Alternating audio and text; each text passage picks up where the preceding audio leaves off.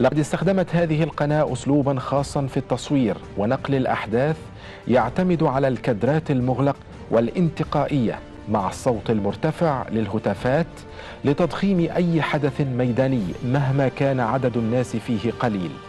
ولكنه بالطبع على شاشة الجزيرة مباشر من مصر سيكون كبيرا، وستطلق عليه الجزيرة في صياغة خبرية غريبة اسم مليونية. ويا لسخرية الموقف، إذ إن أي ميدان أو شارع وبحسابات بسيطة ومعروفة يمكن معرفة الطاقة الاستيعابية له، ولكننا مع الأسف بلعنا الطعم وانطلت علينا حيل الجزيرة القذرة، فالمصريون كالمعتاد طيبون. منذ الوهلة الأولى ساندت قناة الجزيرة والجزيرة مباشر من مصر نظام الإخوان البائد، حاولت أن تدعمه وتضفي عليه الشرعية، ولكن ولا يحيق المكر السيء إلا بأهله، فقد كانت أداة فيما بعد لإدانة وتوثيق جرائم هذا النظام، وخاصة المعزول مرسي في جريمة من جرائمه وهي الهروب من السجن. إذن أنتم موجودون جميعا تتشاورون فيما بينكم لمعرفة الخطوات التالية، وجميعكم بخير. 34 من أعضاء الجماعة، بينكم 7 من مكتب الإرشاد. نعم، أقول لكم أسماءهم، تحب تعرف الأسماء؟ نعم.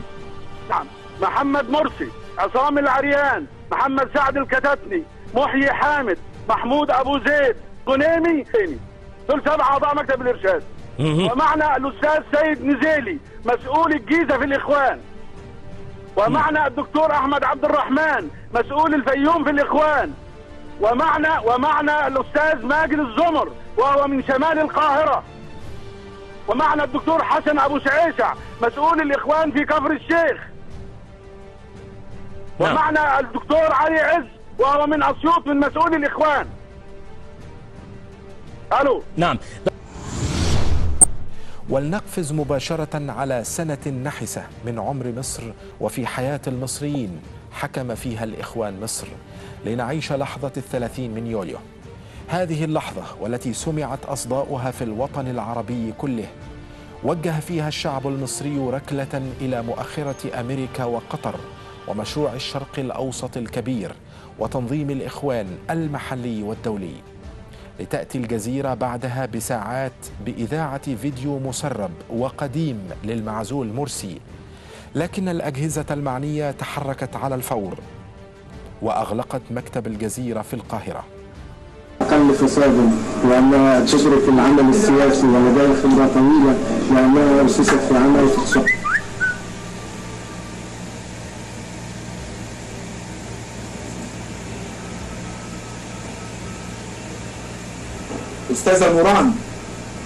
أستاذة نوران، اسمحي لي بمداخلة.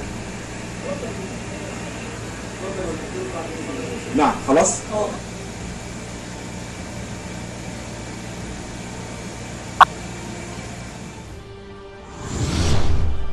ومن سرقة الحقيقة وتزييف الواقع إلى سرقة الأجهزة الخاصة بالبث التلفزيوني للتلفزيون المصري في أحداث رابعة. هناك صنف من البشر يأبى إلا أن يعيش على الحرام، يمارس عهر القول وخيانة اللسان والقلم، ومع الأسف هم مصريون.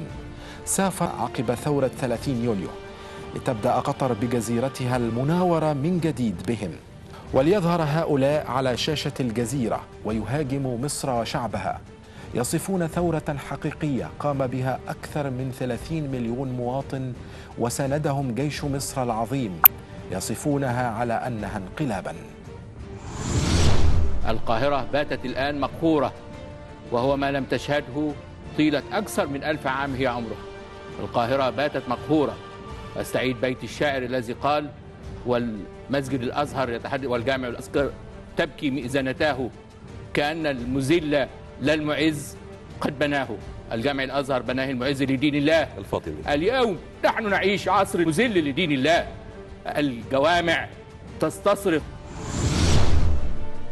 حفنة من الصحفيين معروفون للجميع ما زالوا يعيشون على أكل الميتة ونسوا أن الحرة تموت من الجوع ولا تأكل بثدييها، ولجهلهم لا يعرفون أنهم وبحكم قانون العقوبات المصري هم تحت طائلة القانون.